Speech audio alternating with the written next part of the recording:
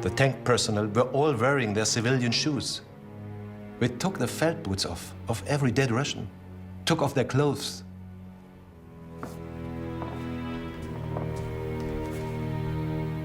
They were cleaned a little and handed out again. The army has to rob the corpses of the enemy because their own leadership have not supplied them with winter equipment in time. A disaster for which the Wehrmacht itself, not Hitler, is responsible.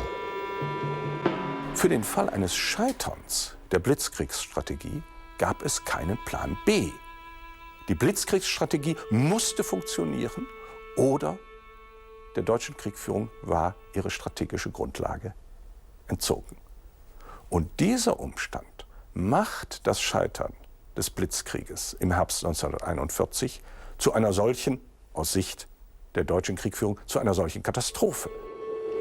The soldiers are no longer confident of victory. All they can do is brood silently. Die Nächte waren das Schlimmste, die Zeit verging nicht. Dann stoßt man den Nachbarn und sagt, bist du überhaupt noch da? Bin ich noch da oder was? Es war furchtbar. Die Läuse kratzten uns. Je näher sie ans Feuer kamen, umso lebendiger wurden die. Denn wir hatten ja alle Läuse, wir konnten sie ja wochenlang nicht waschen. Und so weiter und so weiter. The only bright spot was the mail from home.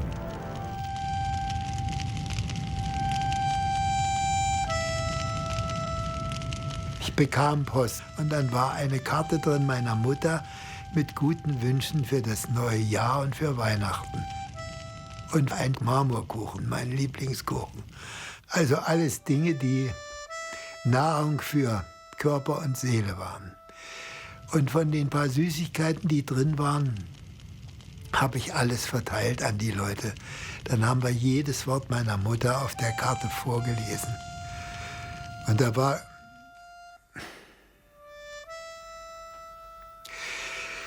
alles mucksmäuschenstill. Dass es außerhalb dieser furchtbaren Katastrophe, von der sich kein Mensch vorher ein Bild machen konnte, noch etwas auf der Welt gab. Gibt es noch Weihnachten? Gibt es noch einen Tannenbaum? Gibt es noch eine Bescherung? Gibt es noch eine Christmette? Gab es das alles mal auf der Welt? Oder ist das bloß eine Illusion, die wir noch haben? So etwa. The goal was so close, and yet so far away.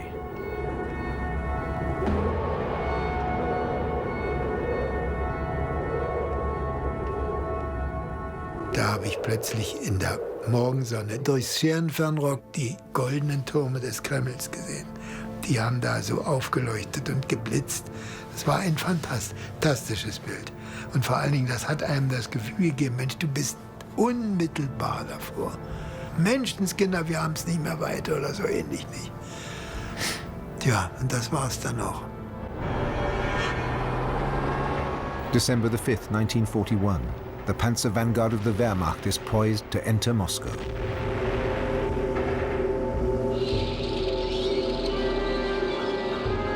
Wir sind dann 10 oder 12 Kilometer von Moskau angekommen.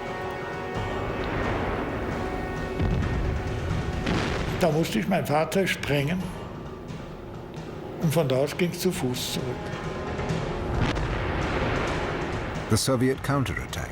Fresh, rested ski divisions that Stalin has transferred from Siberia to defend Moscow.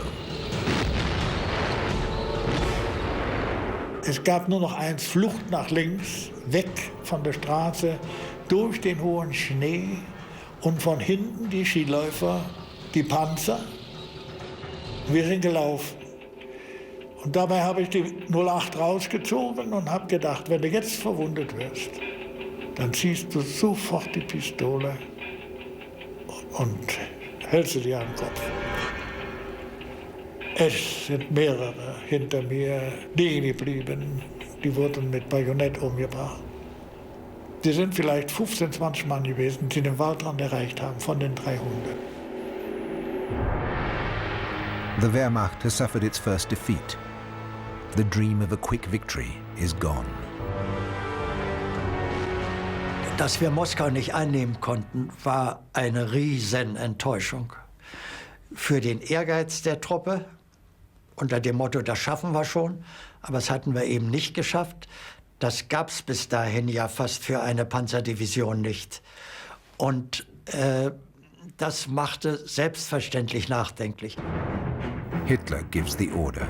Stand firm, at any cost. No retreat. He himself takes over command of the army, dismissing all the top generals. Even Panzer General Heinz Guderian, he had dared to move his units back a little against Hitler's orders. And for that he has to go. His men can't believe it.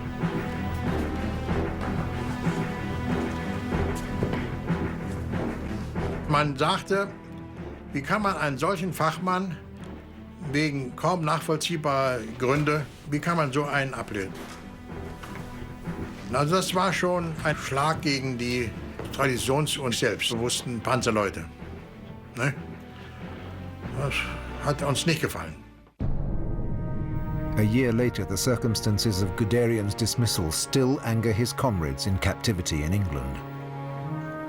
Actually, Guderian is a decent man. I have known him since he was a captain. But he allowed Hitler to treat him like a snotty child. Hitler gave him a bollocking and threw him out. Guderian asked for a review. He told me this himself, but he was turned down. At home in Berlin, he was a non-entity. He said to me, I'm ashamed to go to the barbers because they will ask me, what are you doing here? Does Hitler often visit the troops in the East? Never. They haven't been able to get him to visit the army groups in ages. Only in an absolute emergency. He stays at home and locks himself in. Absolute tyrannical lunacy. After the Moscow crisis, Hitler increasingly makes decisions on his own, but the generals obey. Later, they will say Hitler threw away victory by delaying the march on Moscow. After the war, many of the generals had this obsession, I think, with capturing Moscow. Now, although Moscow had real symbolic significance, I'm not entirely convinced that the capture of Moscow itself would have led to the end of Red Army resistance, any more than Napoleon's capture of Moscow allowed the Grand Army to defeat Russia.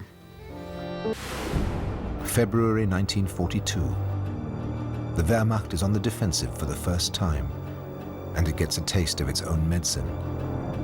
At Demyansk, near Lake Ilmen, 6 German divisions are trapped by the Red Army. 95,000 German soldiers are cut off.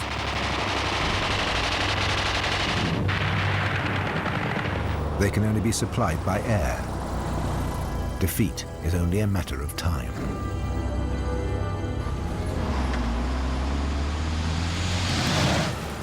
Outside this pocket, 35 kilometers away from the trapped army, General Walter von Seydlitz-Kurzbach arrives. He has instructions to break through the Russian siege line. Joachim Sandau was with him. General von Seydlitz ist grundsätzlich mit einem Karabiner unterwegs gewesen. Das heißt also, das war für einen General ja eine ganz eigenartige Geschichte. Ein General kam nicht mit einem Karabiner an. Der ja.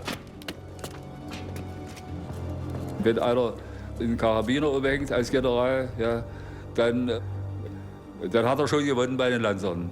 Ja? So war's doch. Walter von Seydlitz, a general without vanity.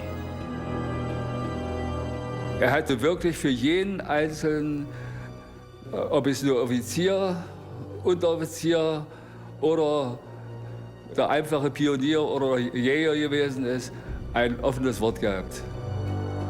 He came from one of the most prestigious Prussian military families. His daughter Ingrid remembers. Er war immer sehr, sehr liebenswürdig. Er hat keinen Unterschied gemacht zwischen dem Postboten und dem Grafen so und so. Das lag ihm nicht. Er hatte allerdings ein starkes Pflichtgefühl. Das habe ich auch als Kind gemerkt. Und dass man auch, wenn man aus so einem alten Adelsgeschlecht kommt, dass man auch ziemlich viel Verantwortung eigentlich trägt und dass man der auch gerecht wird.